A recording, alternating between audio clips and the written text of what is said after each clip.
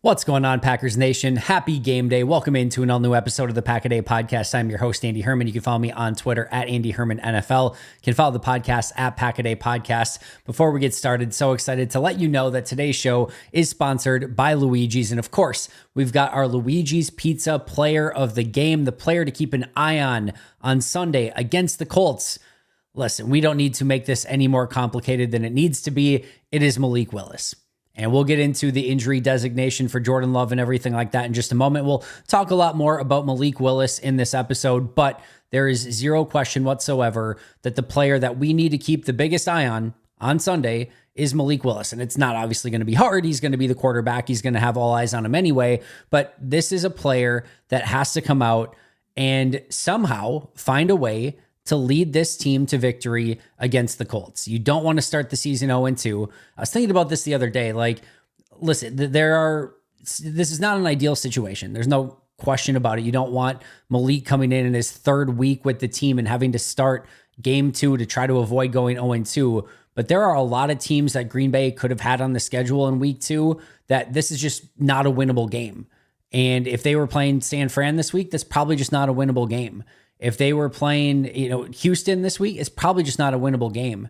I'm not saying that they're going to beat Indianapolis, but do I think there's an avenue for success there? I do. Do I think that Malik Willis can lead them to a victory? Maybe not as the driving force, maybe not winning because of Malik Willis, but winning with Malik Willis. And I think that's what we're going to be watching for in this game. So we'll talk a lot more about Malik Willis in this episode, but no question, he is the Luigi's Pizza player to watch in this particular game. Speaking of which, Saturday night had my first ever Big Daddy garlic dipper from Luigi's. True story. And they hit a freaking home run again. That was the first time I ever had the garlic dippers. And we had spaghetti for dinner. We made the dippers with it. Fantastic. And the sauce is just incredible that you can dip it in. I have a hot take, by the way. If you have a Big Dipper, or like a garlic stick or whatever you want to call it, and then you dip it in the marinara, that just becomes cheese pizza, right? Like if you have the cheese, you have the bread, and then you dip it in the sauce, it's just a cheese pizza. But I digress. It's delicious. Make sure to check it out. And thank you as always to Luigi's for sponsoring today's show. Also, a huge shout out to Alex Clemens for becoming a brand new Packaday Podcast member. Appreciate that a ton as well. If you have not yet checked out those Packaday Podcast memberships, make sure to do so. I lost track of how much bonus content we had this week. I think at least 5 episodes. It may have even been more than that, or at least right around there. Plus, not to mention the members only Q&A. There's a ton of stuff out there, so make sure to check that out. From a roster move standpoint, Packers activated Sean Clifford. There was not ever really a question about that. Even if Jordan Love had been somehow miraculously good enough to play in this game, they still would have activated Sean Clifford. I don't think there would have been any doubt about that. So Sean Clifford activated, and then Jordan Love his injury designation was changed to doubtful. We knew this for the most part. I kept open the door a crack, and I mean a small sliver of a crack, but at the end of the day, we all felt like this was probably not going to be a situation where Jordan came in and played this upcoming week. Yeah, by all accounts, Diana Rossini and Ian Rappaport, amongst others, he's not going to play. We know he's not going to play. They might as well have just ruled him out, quite frankly, but he's listed as doubtful. He will be out. He will be inactive for this game. It will be Malik Willis as the starter and Sean Clifford as the backup. Meanwhile, the Indianapolis Colts elevated Gerard Avery. Now, that is somebody that could potentially take the place of Kwity Paye. Kwity Paye did practice on Friday, so we'll see if he's able to go. Could just be additional depth. We'll have to kind of wait and see. And then they activated Ronnie Harrison Jr. as well, who they just recently brought back to the practice squad. He could actually legitimately play a big role in this game. That's what's going to kind of be interesting with the injury to Blackman in the secondary. It could be Ronnie Harrison that's playing a bunch there. So those are the changes in rosters for both the Packers and the Colts. Nothing super surprising from either side. And that gets us to our keys to the game. What I'm going to be watching for, what will ultimately decide this fate. I got 12 things that I want to go to, and then we will get to the prediction. The first one is worth keeping an eye on an hour and a half before the game starts, and that's the inactive list. And there are 2 big names that we need to watch, one for the Colts and one for the Packers. From a Packers side of things, Jaden Reed. He practiced on Friday, limited. I would guess that this is a situation where he is able to give it a go, but you never quite know for sure. You never know if there's a flare up before the game or he tests it out and it just doesn't feel right.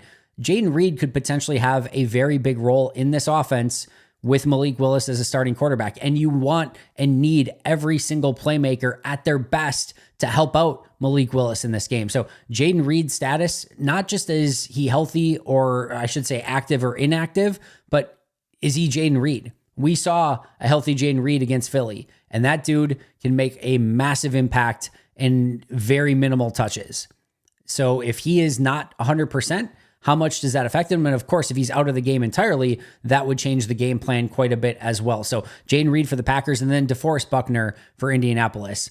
All signs point to that Buckner is likely going to play in this game, but it's possible that the Colts could be using some gamesmanship on their side of things. And maybe they know that he's not going to play and they're saying, yeah, we're confident and we're optimistic and everything like that. Maybe he doesn't. He is a huge cog in the middle of that Colts defense. He is sort of the straw that stirs the drink and what kind of makes that Colts defense go.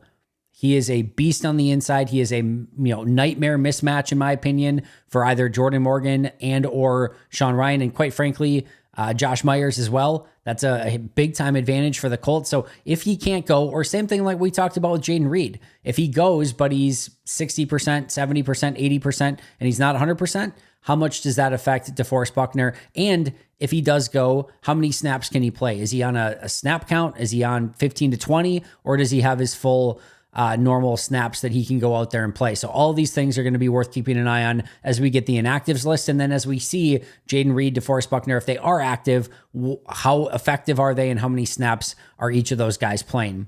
And then, of course, number 2 on the list is Malik Willis. And we talked about it, Luigi's Pizza Player of the Week. But how does Malik Willis navigate this game? Number 1 on my list here for Willis specifically is run. And I'm not saying from like a scramble every play or do the Brett Hundley in college where it's one read and run. I'm saying there needs to be a designed piece of this offense that gets Malik Willis on the run. And I think this can be a legitimate weapon for the Packers in this game. So many teams are unwilling to utilize their mobile quarterbacks in a run-heavy sort of style because they know that quarterback cannot take the rigors and wear and tear of 16 games, 17 games through the course of the season, taking those hits over and over and over again when you're more of a mobile running quarterback. But Green Bay is hopeful that they're going to get Jordan Love back either next week or maybe the following week, and they don't need Malik Willis to take 17 games of hits. They need him to take 1, maybe 2 games of hits. And I think you can utilize some quarterback power. And I'm not saying, by the way, that Malik Willis needs to go and take these hits. Like, you can still slide. I'm all for him being cautious or getting out of bounds and not taking those hits. You don't want to all of a sudden have a Malik Willis injury early in this game and then Sean Clifford's your only QB for the remainder of the game. That's not the direction you want to go in either. But there are ways to make it so that you can utilize his legs and make it so that the Colts have to have an extra person that is dedicated to making sure that they're sort of spying him, just like Green Bay had to do with Jalen Hurts, and now they'll have to do with Anthony Richardson this weekend. Like, you have to be careful with mobile quarterbacks of, hey, we have to account for this guy at all times because he could take off running. And if Malik Willis can do that throughout the course of the game, whether it be through designed run plays on bootlegs where he can get out and utilize his mobility, however you want to do it. But I do think the running game for Malik Willis himself, not just handing the ball off, but read option, and again, bootlegs where he can either pass or run, and just getting him on the move, I think is going to be a very significant piece of how they utilize and make Malik Willis successful in this game. And then he has to come up with a big throw or two. There's probably not a world in which Willis just goes out and it's just like, dominating, or Green Bay is just constantly winning through the majority of this game. If Green Bay is going to win this game, it's probably going to be in a competitive game, meaning, it's probably a very close affair where you're going to have to come up with some big plays. I don't think Malik Willis needs to go out and, again, be the guy that wins this game for Green Bay, but there's probably going to be a time in this game where he has to come up with a big third down throw, or come up with a red zone touchdown, or come up with something where he can really put his stamp on this game and say, hey, in that big moment when we needed it most, I was able to come up with something. And I think that's what Malik Willis will ultimately be judged on in this game. And a couple of those clutch moments, can he come up big? And he's going to need to. In all sincerity, I think he's going to have to come up with a play or two in big moments if Green Bay wants to be successful in this game. And for the most important thing for Malik Willis is you have to avoid turnovers and try as best you can. It's been a huge issue for him, but avoid sacks as well. You can probably put together a cohesive, complementary game plan from offense, defense, special teams, where you're going to, be probably a little bit more conservative on offense. You're going to take, the defensive side of the ball is going to really have to be the one that steps up and holds the Colts to minimal points in this one to give yourself a puncher's chance on offense to score enough points to win. And special teams is going to have to do their job as well. But for Malik, he cannot turn the ball over and give the Colts additional opportunities or opportunities in plus positions. If you do that, it's going to be a recipe for disaster. So he's got to avoid turnovers and take care of the football. And then same thing here with the Malik Willis conversation is, can Matt LaFleur make this simple for him? You got to be able to get a couple of these reads where wide receivers are just open. And Matt was very creative, I thought, in Philly with a couple of the plays that he was able to design open to get some open looks.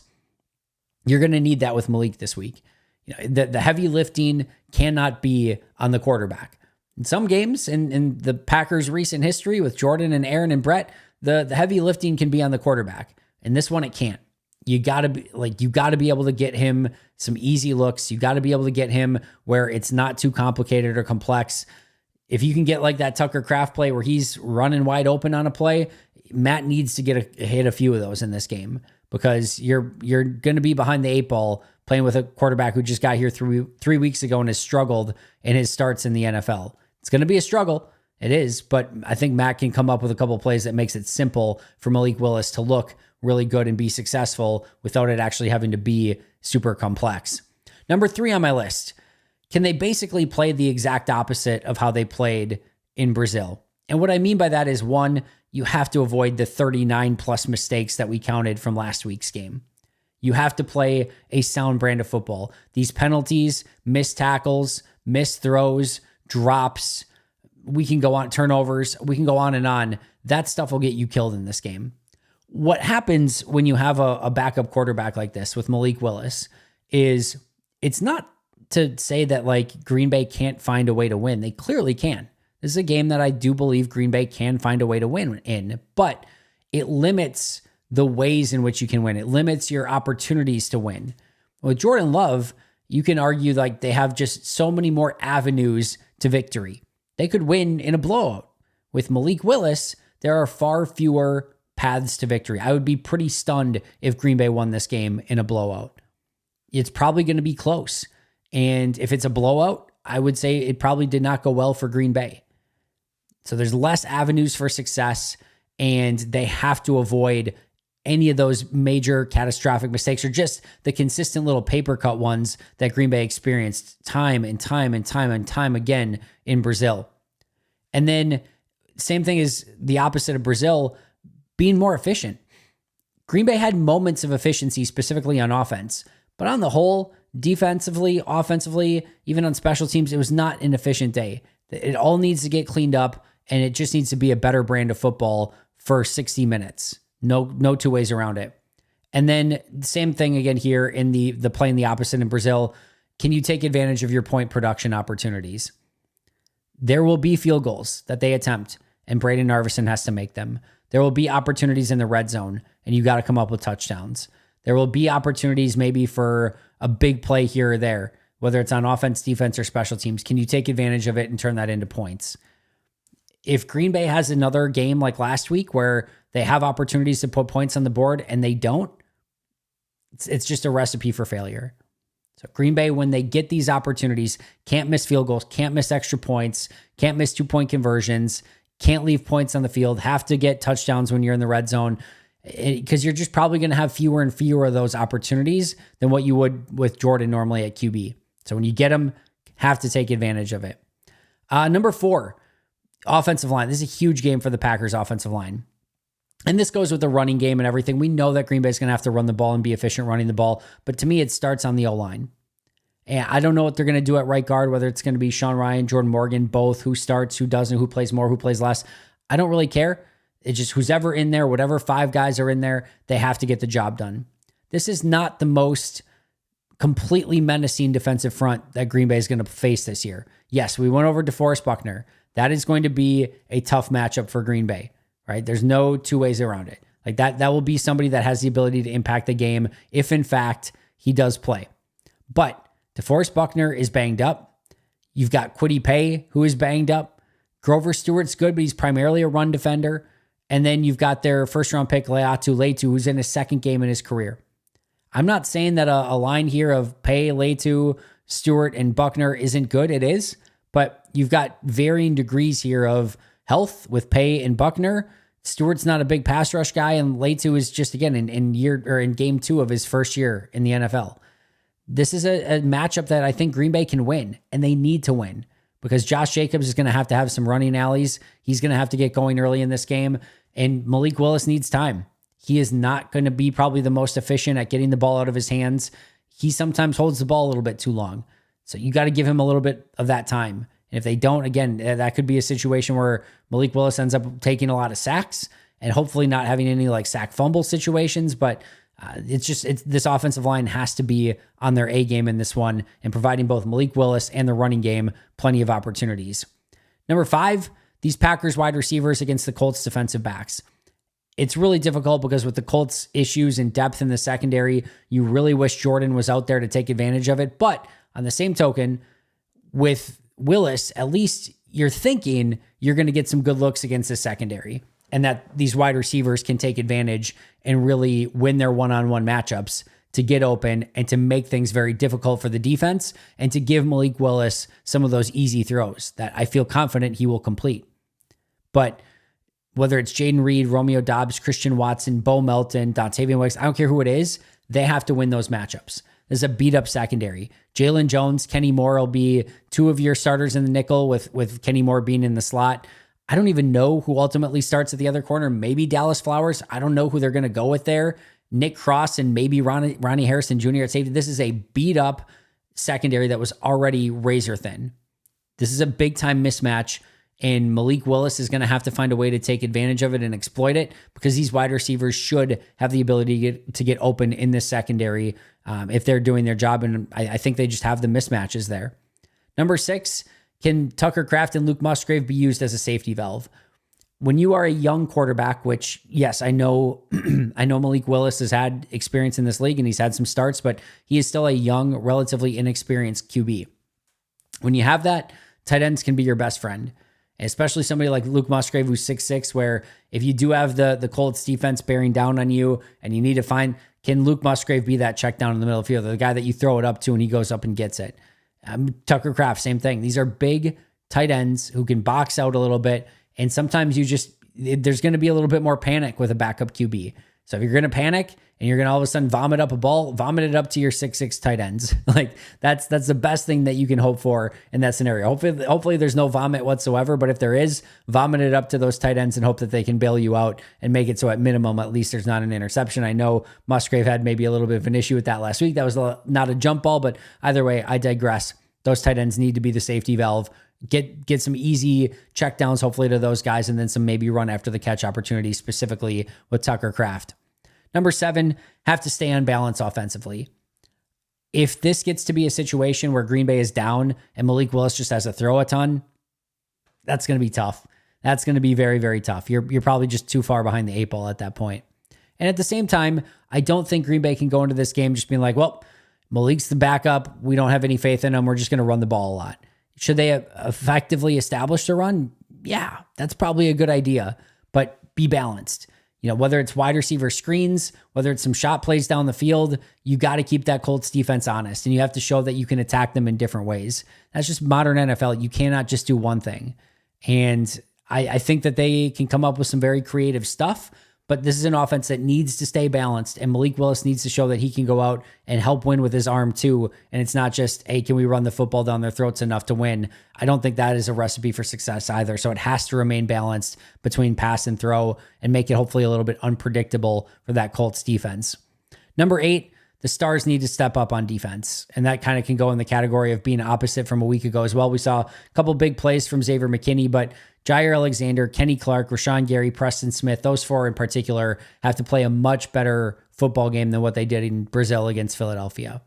Those are their big time players. I don't care. I said this earlier this week. If it's Dom Capers, Mike Pettin, Joe Barry, it doesn't matter. Or Jeff Hafley, any of these guys. If your star players go out and play a poor football game, like the coach's coach, you have to put them in the situation to be successful. You have to have a good strategy. You have to have a good game plan. But if you put together the best possible game plan and the unbelievable scheme and give everything that they need to be successful, and those guys don't go out and have a good game, if they aren't playing well, your defense is just playing from too far behind. You need your stars to play well in the NFL. You can't have it be negative grades for Jair, negative grades for Kenny, negative grades for Smith, and I think a very small negative for Gary. Like, those guys have to be the reason that you win, not trying to overcome their deficiencies on defense. Number 9, have to limit the home runs. I'm not quite as far on Paul Brettel on this one of maybe saying like it needs to be a completely passive defense. I think you have to get after the quarterback a little. I think you need to cause some chaos, but there's a lot of truth to what Paul is saying. This is one of those games where you need to make them matriculate the ball down the field, put together 15 play drives for 80 yards, and not give them those explosives. And that's both in the passing game and in the running game. We know Richardson has the dynamic arm as a passer. He can also be dynamic as a runner. And of course, Jonathan Taylor can be super dynamic as well. So you cannot allow the explosives in this game. Just can't do it. And it's hard because Taylor and Richardson both have a lot of that explosive playmaking ability. But you got to make it so that these guys go the length of the field, hopefully get them to settle for some field goals. I'm not saying full bend but don't break, but there's a little bend but don't break mentality in this one against Indianapolis. Number 10, Braden Narveson. We sort of talked about this a little bit in our segment where we talked about, just avoiding mistakes and making sure that you take advantage of your point production opportunities. But Braden Narveson's got to make his kicks in this one. Cannot leave those points on the field. I don't even care if it's a 53-yarder, 45, 26, extra point. Just can't leave those points on the field. So this is a big game. First home game ever for Braden Narveson. We'll see if he kind of gets the swirling Lambeau winds down on the field, figure it out a little bit. But either way, I still have faith in Braden Narveson, and he's going to have to come up big and probably make a couple big kicks in this one. Number 11, no superheroes needed. This is not a situation where any player needs to go out and win this game for Green Bay. It just takes everyone doing their job. This is a very Bill Belichickian, do your job sort of game. If the offensive line does their job, avoids the penalties, avoids the big pressures, Malik Willis is going to be having a much better opportunity, as are the running backs. Josh Jacobs can go out and have a good game. That's going to make things easier for Willis. Same thing with the wide receivers and tight ends. If they can go out and get open, that's going to make things easier for Willis. If the defense can do a much better job than what they did of getting some 3 and outs and getting some turnovers and all those sort of things, that's going to make things easier for Malik Willis. So it's not any one player. It's not any one person. It's not any one phase. Just everyone playing a good brand of football and ultimately finding a way to come up with a win, which brings us to number 12, by any means necessary. Just get into Lambeau, play that 60-minute game, and find a way to steal that win one way or the other. I understand why the Colts are favored. I understand it's going to be a very difficult matchup with Malik Willis at QB. Nobody's feeling sorry for Green Bay. It's definitely not the situation that they want to be in, but there are opportunities in this one to go out and win and just figure out that one way. That Doctor Strange holding up the finger, that one way. I don't care what you need to do. Just get that victory and then head to Tennessee next week to try to go to 2-1. But got to get to 1-1 first. And like I said, by any means necessary. So my 12 keys are 12 things I'm going to be watching. The inactives before the game, specifically Jaden Reed and DeForest Buckner. Malik Willis, of course. Can you play the opposite of how you played in Brazil? Avoid the mistakes, the lack of point production, etc. The offensive line is going to be key in this one. They got to be able to stop those Colts defenders on the defensive line and at the edge rusher positions. Wide receivers have got to get open against this weak Colts secondary and give Malik Willis some easy throws. Tucker Kraft and Luke Musgrave are going to have to be the safety valve for Willis when maybe things don't go according to plan. Number 7, stay on balance offensively. 8, your stars need to step up on defense. Number 9, limit the home runs for the Colts offense. Number 10, Braden Arvison's going to have to come up clutch. Number 11, no superheroes needed. And number 12, by any means necessary. My prediction, Packers 17, Colts 16. I think the Packers eke out a 1-point victory. And I think this is going to be a situation where Colts get one more scoring drive, 1 touchdown, 3 field goals. Green Bay gets 1 fewer, 1 field goal, 2 touchdowns. By the basic back of the napkin math, that means that Green Bay wins by 1 point. I will take it, steal it by any means necessary, and hopefully the Packers can find a way to come out with a win. Either way, should be really fun to watch. Home opener is always amazing. Going to be beautiful weather at Lambeau Field, Green Bay, Wisconsin. Hope you all enjoy your Sunday filled with football. I should be back for a live post-game show. I'm hoping 4:30 p.m., 5 o'clock p.m., somewhere in there. And of course, tomorrow you can check out the full breakdown right here on the Pack-A-Day podcast with myself, Wisco Grant, and Perry Goldstein. Super excited about Grant joining the team. I think you're really going to enjoy him and our conversations with Perry and I. So make sure to check it all out. Like, subscribe, comment, give those 5-star reviews. Make sure to check out those Pack-A-Day podcast YouTube memberships. But most importantly, get out there, cheer on a Packers victory. Lambeau needs to be loud, specifically on defense, but hopefully we get a great crowd, and hopefully the Green Bay Packers give that crowd something to cheer for through the majority of this game. I will see you all very soon. Enjoy the day, everyone, but until next time, and as always, whoa, almost forgot. Almost pulled a Andy faux pas here. Shout out to our Hall of Fame and All-Pro members. Most hated Minnesotan, PJ Wynn, John Wild, Shea Bradad, Brandon Paletta, Jennifer Wright, Boom Handle, Donald Lee, Lori Lord, Baby QB, David McCluskey, Donald Decker, Dan Miller, Alex Wong, Arnaldo Espinosa, Peter Ritaka, SoCal Pack, Dan Guestford, Love and Football, Jay Zimmerman, B. Brown, and Jay Foreman. Now I will see you guys tomorrow, but until next time, and as always, go Pack Go.